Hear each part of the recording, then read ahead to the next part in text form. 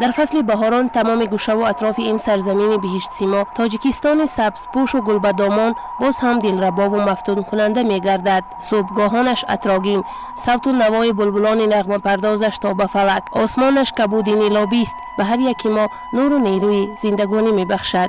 راه ها را پیوندگر دلها نامیدند، زیرا این مسیر ما را از یک گوشه به دیگر گوشه دیار، گاه برای سفر به دیگر کشورهای روی عالم نیز هم نفسند. در دوران استقلال دولتی صفت راههای مملکت ما به مراتب بهتر گردیده، آنها با طور زمانوی منفرش و آباد گردیدند. از شهر دوشنبه پایتخت تاجیکستان عزیز تا ناحیه رشت مسافه را 187 کیلومتر را تشکیل می‌دهد. همکنون در این راه نقب‌های بر هوا و جوابگو به استاندارد جهانی به استفاده داده شده‌اند که راه مسافران را به این سمت آسان و قلای گردانیدند. این نقب‌ها با نام آریان 35 سالگی استقلالیت دولتی و وحدت می‌باشند.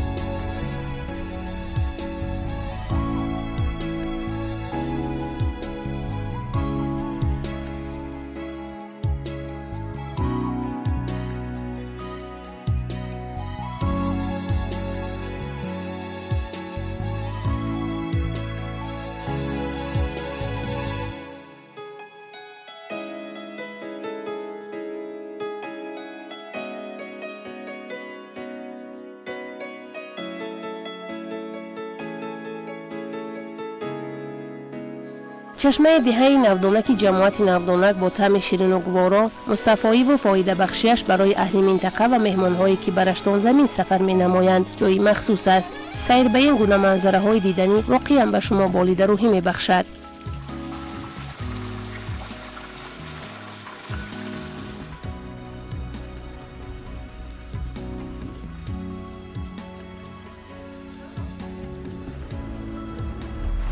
نظر به تاریخ نچندان دوری ناحیه رشت. نام ناحیه رشت از دوران قدیم الایام همچون قراتگین معلوم بود که توسط آن راه ابریشم می‌گذشت. پس آنتر ناحیه زیر نام غرم نیز معمول گردید. از سنه 27 اکتبر سال 1939 تا 24 اوگوست سال 1955 ناحیه زیر تابع ولایت غرم بود. با قرار پارلمان کشور تحت رقم 190 از 28 اپریل سال 2001 ناحیه مذکور نام رشت را گرفت. مورد به ذکر است که مساحت عمومی ناحیه رشت 4.6 کیلومتر کوادراتی را تشکیل نموده، 97% مساحت آن را کوه‌ها فرا گرفتند. ناحیه رشت از جنوب به ناحیه طویل‌دره امروزه سنگوار، از جنوب و شرق با ناحیه‌های تاجیک‌آباد و ژرگتال امروزه لخش، از شمال با ناحیه مسچاهی ولایت سوخت و از غرب به ناحیه نورآباد هم سرحد می‌باشد. این ناحیه از سطح بحر در بلندی 1300 متر جایگیر بوده، اقلیم معتدل دارد. دوامناکی دوره گرما 128-216 شبانه روز را تشکیل داده. حرارت میانه ماه ایول از 18 درجه تا 24 درجه گرم و ماه ینور از 5 تا 10 درجه سرد میباشد. مقدار بارشات در یک سال به حسابی میانه 690 میلیمتر را تشکیل میدهد. وطن را گر کمال خود نداند هر که کامل نیست. اگر در دل نغنجاند یقین که صاحب دل نیست. وطن سرریشه عمر است، به این ریشه حاصل نیست. چطوری که شما مشاهده میکنید دریای سرخاب میگذرد و این آب رفته خود را به دریای وخش میپیوندد.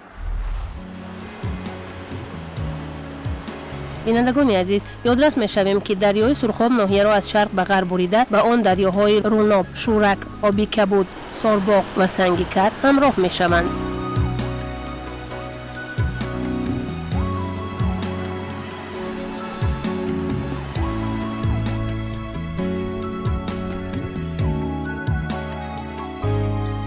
خاک چونکه ناحیه اساساً جیگررنگ بوده برای رشد پرورشی ساحه رستنی پروری خیلی مفید است. ناحیه رشت از روی خصوصیتش اگراری بوده 89 از 2% اهالی در دهات زندگی میکنند. شغل اساسی اهالی ناحیه چاره‌داری، کارتوشکا پروری و باغداری میباشد. در این گوشه قریب همه درختان امثال سیب، ناک، آلو، چهارمغز، گیلاس، آلوچه، زردآلو، شفتالو، توت، انگور، بادام نشأه‌نمای عالی دارند. از این لحاظ به سیاحان سیاره توصیه کرده می شود که از بهترین موضع‌های ناحیه رشت حتما دیده نمایند که به مثال دره کمراب، دهه اسمن و دهه هایت می باشند.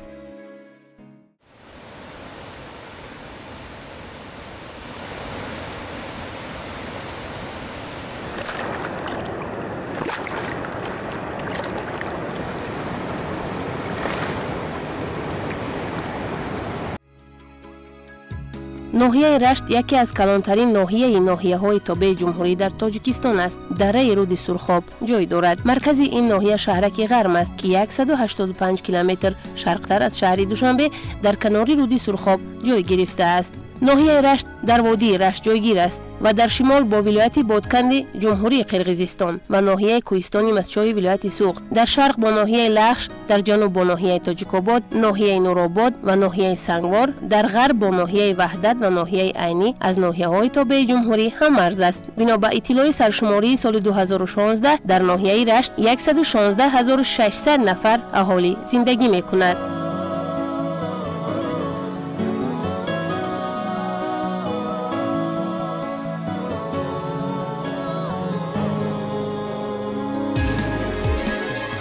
رشت دوران استقلال از لحاظ طرز معماری کلاً رشد نموده است. بنیاد انشاءات‌های معیشی و مدنی و فعالیت مؤسسه و کارخانه‌های جدید به ناحیه مذکور حسن دوچند ضم نموده است. قامت افراختن مجسمه شاه اسماعیل سامانی در مرکز شهرک غرم، بنیاد میدان ورزشی و باغ فرهنگی و فراغتی دقت بیننده را به خود جلب می‌نماید. صحن باغ فرهنگی ناحیه با آبادکاری و زحمت کارمندانش برای سیر همیشگی جای تماشاباب است، زیرا این باغ نزدیک به دریای سرخاب میباشد.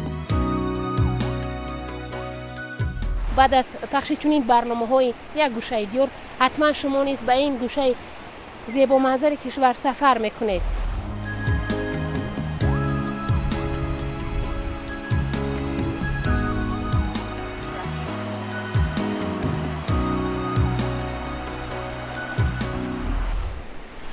صدای پرشو و شوب دریای سرخاب کس را به عالمی پرموج شیب و فراز روزگار میبرد.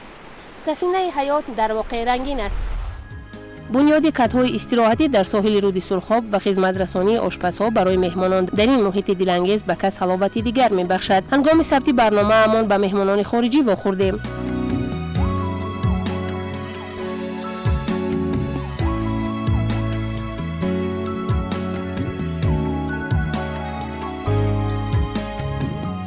این حال ما در ساحل دریای سرخاب قرار داریم و چطوری که می‌بینید در باغ فرهنگی فراغتی هستیم و اینجا خوشبختی ما از اون است که با مهمان‌ها آشنا شدیم. می‌خواستیم که اطراف بود و هوای رشت، اطراف فرهنگ مردم با آنها چندی سخن داشته باشیم. Представьте себя, пожалуйста. Меня зовут Рамаз Гохелашвили. А вы впервые в Таджикистане? Какой визит? Нет, я уже год в Таджикистане нахожусь.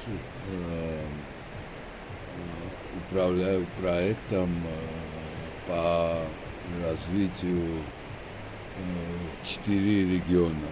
Один из регионов это Рашт. Кроме этого мы работаем Панджакент, Муминабад и Ховалин. А у вас проект есть, да, здесь? Это не мой проект, это межгосударственный проект Германии и Таджикистана. Называется проект по улучшению управления ресурсами в этих регионах для предотвращения рисков стихийных бедствий. А вы раньше знали, что существует такой рай, что на земле есть Таджикистан, и вы представили себя как Рашт, как Сурхоб? Вы слышали об этом вообще? Слышал, конечно. Рашт очень красивое место. А вы где побывали? В горах побывали? Здесь, в Раште, да. Мы фактически во всех ущельях здесь мы были уже. А для вас тоже первый визит? Да. Здесь в Раште я первый раз, да. Да. Какие ощущения? Да, здесь воздух очень приятный. А с народом общаетесь? Я час назад приехала. Только что? Да. Как мы в гости тоже, да? Да. Да, все хорошо, красиво, нормально. Люди очень хорошие у вас. Не только здесь, в Душанбе тоже очень добрые.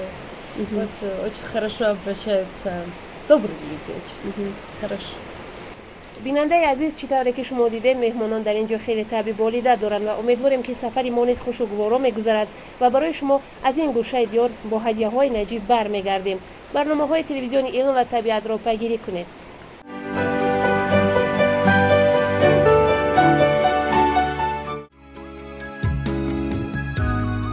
شام رشت نیز چراغان بوده. ساکنان شهرک غرم احیان به سیر شامگاهی میبرایند.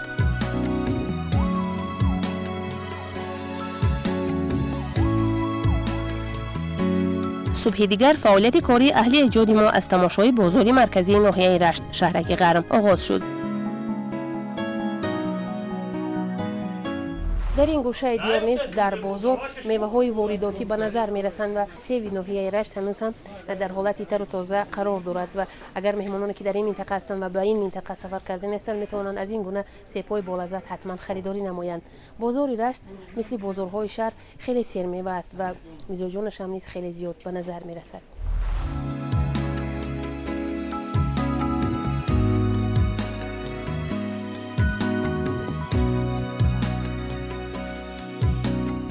نان بود چون جان آدم، قوت و درمان آدم. در ناحیه رشت انواع گوناگون نانها مشهور هستند و در دوام برنامه با آنها شما را از نزدیک آشنا می‌سازیم.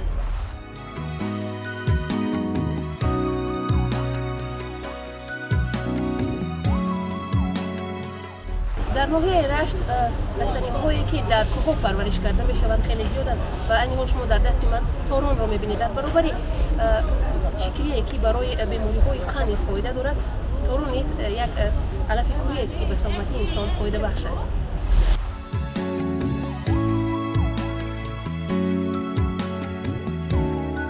با بالا رفتن سطح روزگارداری باشندگان این گوشه دیار، معرفت و فرهنگ نیز سال تا سال در حال تشکل یابی است، چون روند به میلان پیشرفت علم و تکنیک و دیگر ساحه‌های فعالیت کننده با تقاضای زمانه پیشرفت می‌نمایند. آدمان نیز در این زمینه روزگاری خویش را آبادی و بهبودی می‌بخشند.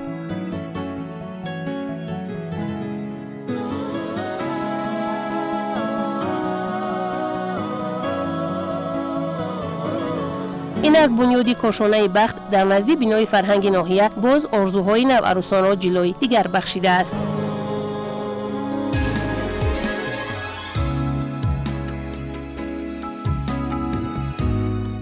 آغاز می شود آهنگ زندگی از همین تالار زیبا، از تالاری که با کرته های سفید عروسین، با کرته های رنگین چکن زندگی خود را زینه به زینه می سازند.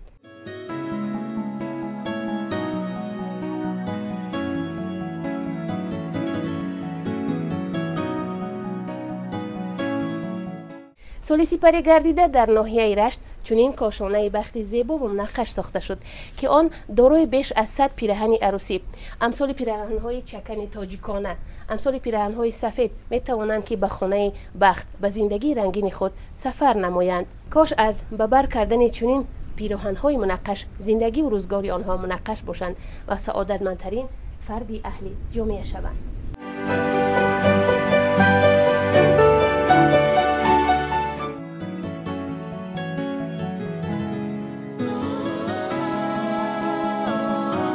در صحن بینای کاخ فرهنگ شهرک غرم گوشه هنرهای مردمی همه روزه برای میزاجان فعالیت میکند. در این گوشه اسباب‌های روزگاری از چوب‌های وطنی آماده شده به فروش برآورده شده‌اند که در هر یک عائله بهره استفاده قرار میگیرند، از قبیل گهواره، صندوق، تختچه‌های سبزوان میده‌کنی و غیره.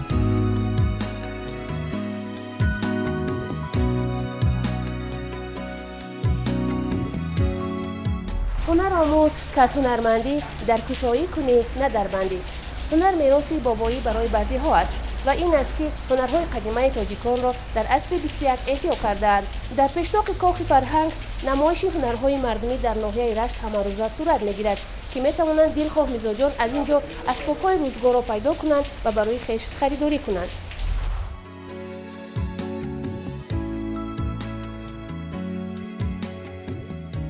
با همین هنرهای مردمی فعالیت کرده سونیم، در نزدیک کاخ فرهنگ محصولات را برآورده سونیم برای дастгирии халқи аз шаҳри ноҳияҳои дурдаст наёранд ҳамира ба нархи арзони дастрас ҳамин корора дар ҳаминҷа мо фаъолият карда шудем, намоиш дода шудем.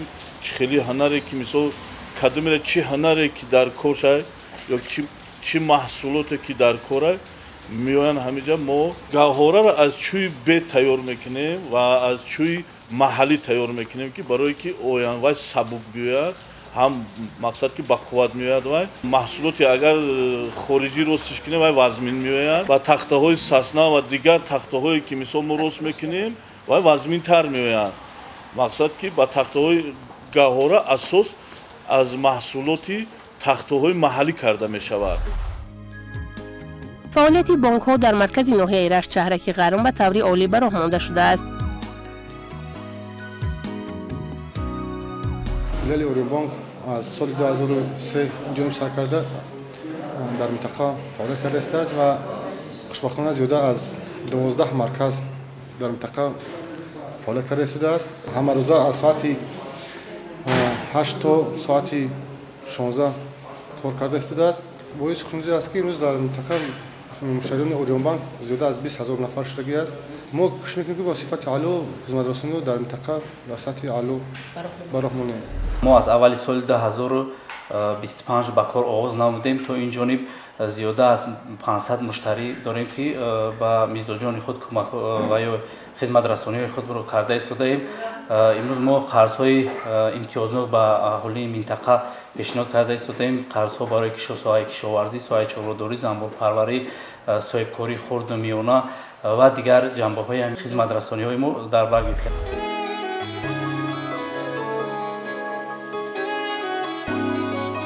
ҷомеаи солим ин кафили саодати аҳли кишвар аст. бунёди беморхонаҳои замонавӣ ва муҷаҳҳаз бо технологияи олии муосир дар даврони истиқлоли давлатӣ аз ҷониби соҳибкорони ватанӣ боиси дастгирӣ ва ифтихори мо бошандагони ин сарзамин аст. маркази ташхисиву табобатии Сиариён аз ҷумлаи чунин ободкориҳоест ки аз диданаш бинанда ба ваҷд меояд, зеро ин марказ бо навтарин технологияи тиббӣ таҷҳизонида шуда мутахассисони олидараҷаи соҳаи тиб дар ин дармонгоҳ беморонро табобат менамоянд.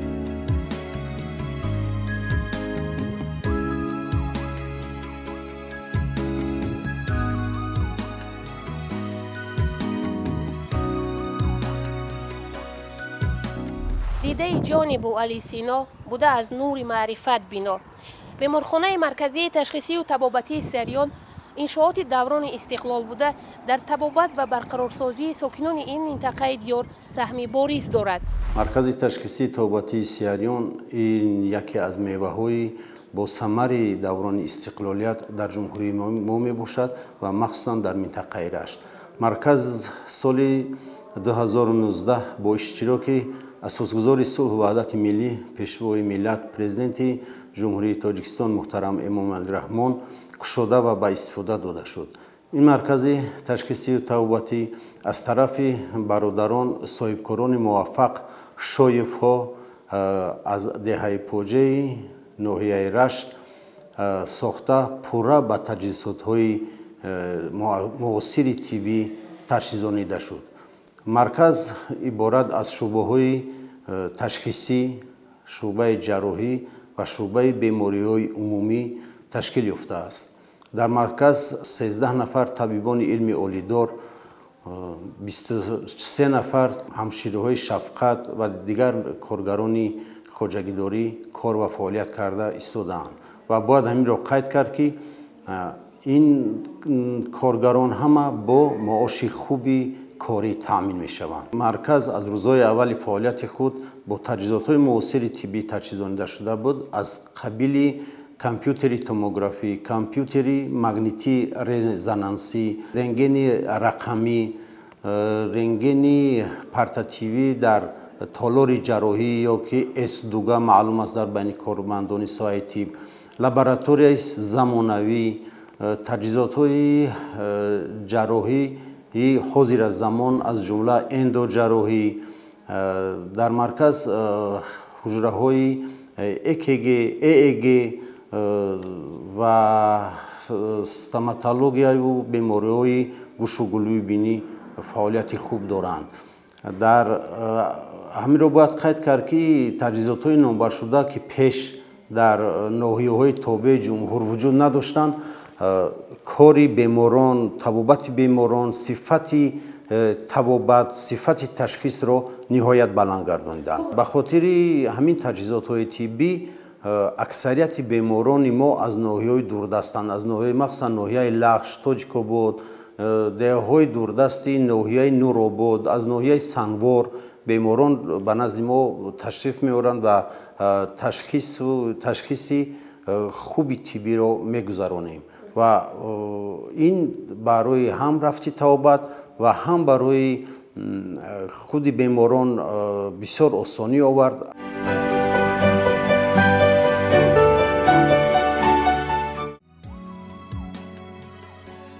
роҳе ки ҷамоати Боқӣ Раҳимзодаро бо шаҳраки Навобод мепайвандад, аз болои пули дарёи Сорбоғ мегузарад. Ин дарё аз оғӯши кӯҳҳои сарбафалаки дараи Камароб аз поёноби тармаҳо ҷорӣ шуда, маҷрояш хеле тезу пуршӯр аст. Дарозии он беш аз 70 километрро ташкил дода, баъдан ба дарёи Сурхоб ҳамроҳ мешавад. ҷараёни ин дарё хеле тезоб аст, вале обаш тобистону тирамоҳ софу зулол аст ва гулмоҳиҳои нодир маҳз ҳамин дарёи пурталотумро макони зисти доимии худ қарор додаанд.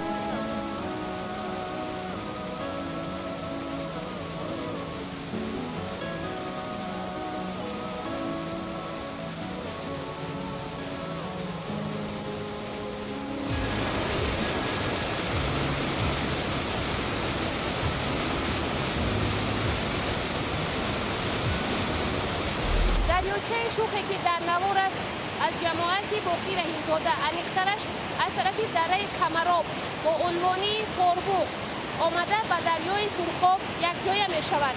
باور کنید دیدنش از نزدیکی حلاوت دیگر دارد، زیرا هم فضایش هم سیمایش بر روح و جسم انسان آسوده خاطری می بخشد.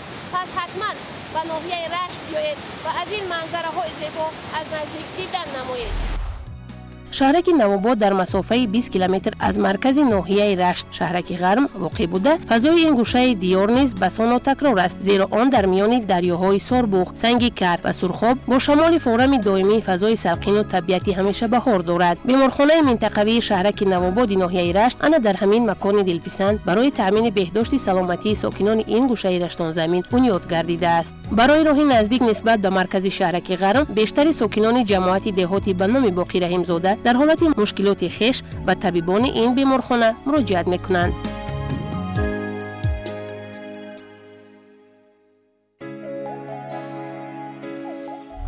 ҷиҳати беҳдошти сокинони ноҳияи Рашт дар дигар минтақа беморхонаи минтақавии шаҳраки Навобод фаъолият мекунад, ки барои солимии аҳли бошандагони минтақа хизмати шоиста мерасонад. ба беморхонаи минтақавии шаҳраки Навобод ҳама гуна маризон муроҷиат мекунанд.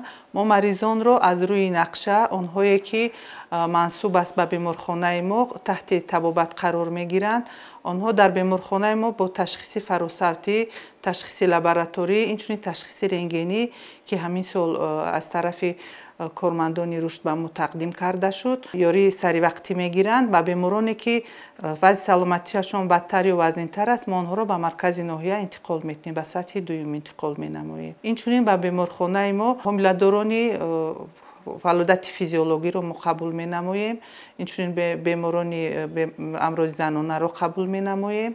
дандонпизишкҳо дар мо фаъолият менамоянд, се дандонпизишк фаъолият менамояд. ҳамаи беморон ташхиси саривақтӣ ва табобати дуруст дар беморхонаи мо гирифта метавонанд. бисёр беморони гирифториёни асаб мо тавсия медиҳем ки ба лаби дарёчаҳо ки дар шаҳраки мо 3 дарёча иҳота карда шудааст мераванд, ҳавои тоза, инчунин ҳавои намнок, ҳавои хуб нафас мекашанд. шаҳраки Навобод аз 3 тараф бо дарёчаи Сорбуғ, дарёчаи Тагоба ва дарёи Санги Кар фаро гирифта шуда ҳамчун имдазира мебошад. боду ҳавои шаҳраки Навобод нисбат ба дигар минтақаҳои ноҳияи Рашт хело хуб аст ва ба табобати беморон ин мусоидат менамояд. инчунин ба беморони асаб ин беҳад фоидаовар мебошад.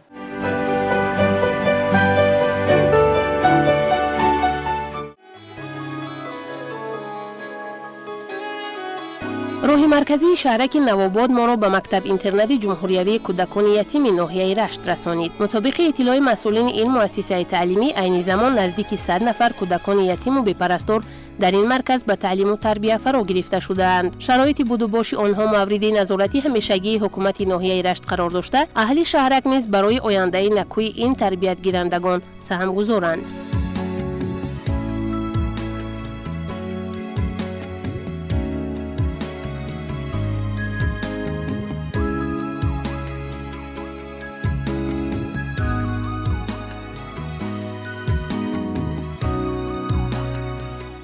هر که خان داند یتیم خسته را باز یابد جنتی در بسته را. اینک ما در صحن مکتب اینترنت جمهوریوی کودکان یتیم ناحیه رشت قرار داریم. چطوری که شما شاهدید، جهتی در عمل تطبیق نمودن سیاست معارف پرورانه سرور دولت شرایط در این مرکز بسا مهیا فراهم آورده شده است تا این نسل به تعلیم و تحصیل فرا گرفته شود. ای شاه تاجیکستان، ای امام علی رحمان، ما با شما امینیم، طفلکان یتیمیم، آینده ملت و فرزند یک زمینیم. ای شاه تاجیکستан, ای امام علی рахмон. Выражаю свою благодарность от имени всех учеников Рашского района, лидеру нации, основателю мира и единства, уважаемому Эмомали Рахмону, за то, что он любит и заботится о нас от всего сердца. Мы все ученики школы-интернат Рашского района обещаем ему, что мы будем учиться от всего сердца и будем гордиться и защищать свою родину в будущем. А как чудесен гор твоих разбег в жемчужных искрах тонкоструйных рек, все, чем богат и счастлив человек, что не забудешь никогда навек. А как чудесен гор твоих разбег в жемчужных искрах тонкоструйных рек. سلام ای پیشوا مردی خدا داد، بکردی از سرین نو کشور آباد. همه احسن، همه خانه متحسین و آن فرزانه مادر که تو را زاد. من دولت آدیبه خواننده صنف هشتم هستم. من در مکتب اینترنت جمهوریوی کودکان یتیم ناحیه رشت تحصیل می نمایم. رهبر دولت و حکومت جمهوری تاجیکستان یتیمان و بی‌پرستاران را همیشه زیر حمایت خویش قرار داده به این قشر جامعیت توجهی خاصه پیوسته ظاهر می‌گردد. با پیروی از سیاست یتیم پرورانه پرزیدنت مملکت محترم امام علی رحمان، تعلیم و تربیت این نورسان نیز از جانب نمایندگان وزارت معارف و علم جمهوری تاجیکستان تحت نظارت دائمی قرار دارد.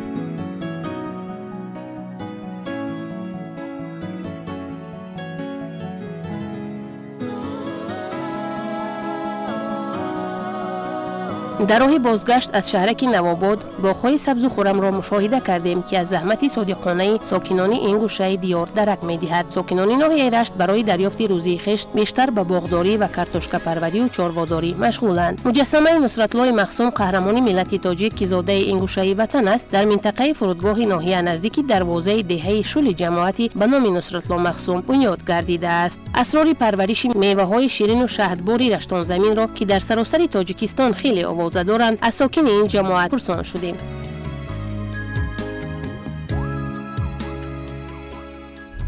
بسیار درختی نازک است، نه گرمی را لازم می‌بیند نه خنکی را. بسیاری سال می شود که از سبب خنک آمدن درختی نوک حاصل نمی‌شود. درختی نوک بنابر سبب نازک بودن در یک سال ما درخت رو 2-3 مراتب دارو میکنیم. این داروها فقط برای حشرات درخت به میوه یگان ضرر ندارند. حاصلش خوب است. زندگی مردم دهات به همین وابستگی دارد. حاصل خوب شود، زندگی مردم خوب می شود. از تیرما نرم کرده بخشه، بهار با نگاه میکنیم، پارو میتیم، پاروی محلی رو میتیم، نوری های مینرالی میتیم، کربامید میتیم، دیگر خیلی پروهای مینرالی میتیم. من از زمین بهار تا تیرما را از قفای همین درخت آواره میشیم، مهنت میکنیم. خب شما که در داروها مصرف مبلغ میکنید، وقتی حاصل میشود 2 برابر اقلا درآمد هست؟ درآمد خوب میشد اگر حاصل شود، همه خراجات ها رو میپوشد و برای زندگی مردم باز پسنداز میکنیم. خیلی که مهنتش کردی هم خیلی حاصل میتید. یعنی که انسان اگر باغدار باشد و درختان رو دوست دارد حاصل خوب میگیرد. البته سبب مردم زندگیش بسیارتر به همین میوه ها وابستگی دارد. سالی که حاصل خوب شود زندگی مردم هم خوبتر میشود. خب از بهار امسال چگونه بها میدهید؟ بارش بود یا نبود؟ چگونه بود؟ امسال بارش نهایت کم آمد. زراعت ها تا حاضر بعضش رشد نکردن نبرآمدن بنابراین کمتر دهقان از این عذاب کشید یک خیل زراعت رو 2-3 مراتبش تکرارا میگذرانند میکنند. در این جماعت ناحیه رشت بیشتر ساکنانش به باغداری و چارواداری مشغولند که روزی خویش را نیز بدین منوال به دست می آورند.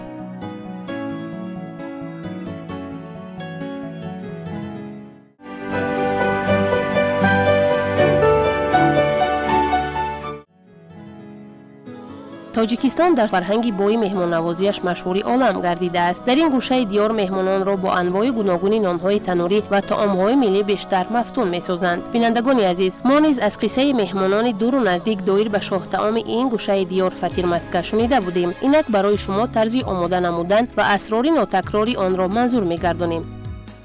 بیننده عزیز، امروز مهمان یکی از عائله‌های نمونوی در جماعت قزناق در دهه مشکونک هستیم. طعام شاه طعامی که برای مهمان‌ها در جشن‌ها، در عیدها و در مهمانی‌ها آماده کرده می‌شود، نامش فطیر مسکه است. فطیر و مسکه یعنی که آماده می‌شود از فطیر و مسکه. خب چگونه فطیر برای این طعام آماده می‌شود؟ در دوام برنامه ما حتما آگاه می‌شوید. در اینجا شما دیده ایستاده طعام موافقی حسابی چند نفر ما برای چند نفر آماده میکنیم و از او انمون گرمی مسکه که از خانگی است، یعنی که از جوغاد و شیر خانگی آماده می شود، از او استفاده میکنیم. و فطیری که در اینجا است در بعضی مناطق آن را میگویند خس فطیر، فطیر کورکی و یا که دیگر نام‌ها استفاده میبرند و مهمترش که این گونه نان‌ها در ترکیبش جوغاد، مسکه و دیگر انواع بوی استفاده می شود تا خوش‌طعم باشد. خب در اینجا باشد ما همگی برای 4-5 نفر فطیر مسکه آماده میکنیم از مسکه خانگی و اینجا من میگیرم شکل آماده کردنش را برای شما نشان میدهم. با پیشکی آن را میده کردیم چون وقتی ما کمتر است و در دوام برنامه شما میبینید که به کدام نتیجه ما میرسیم.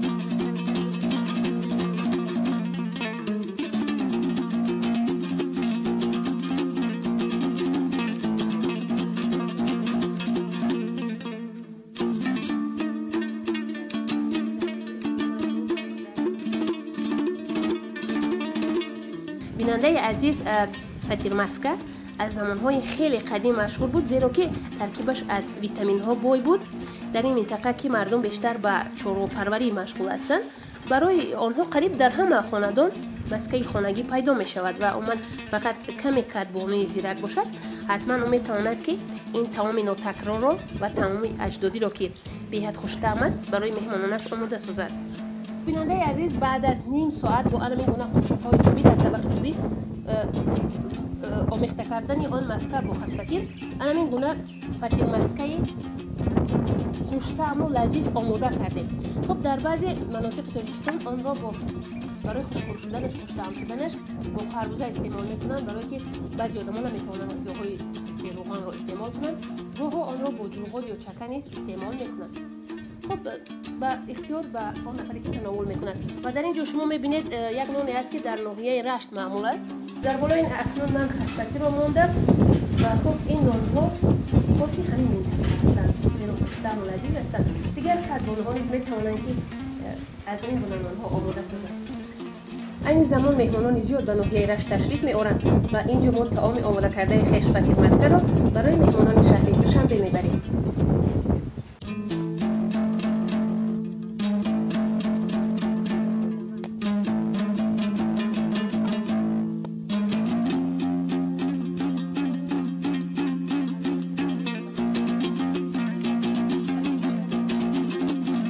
اینک من فطیر مسکه رو با یک عضو میبرم چون طبق از چوب است، از چوب چنار خیلی وزنین است.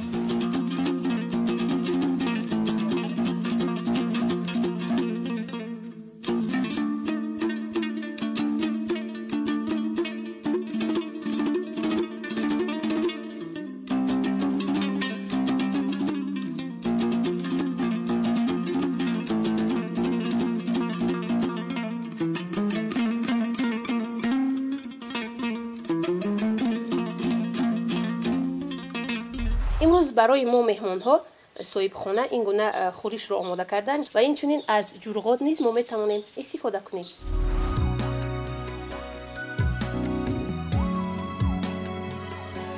چون از روی نقشه ناگهان به این جماعت آمدیم، برای آسانی کار در آماده نمودن این طعام لذیذ من سهمی خویش را گذاشتم، زیرا در خردسالی انبار فطیر مسکه تیار کنی بیبیم را از نزدیک دیده بودم. این شرایط مساعد را برای ثبت این لحظه برنامه در خاندان یکی از عائله‌های نمونوی ناحیه رشت سیادف میر محمد مهیا کردند و همگی به کاری روزگار بند بودند.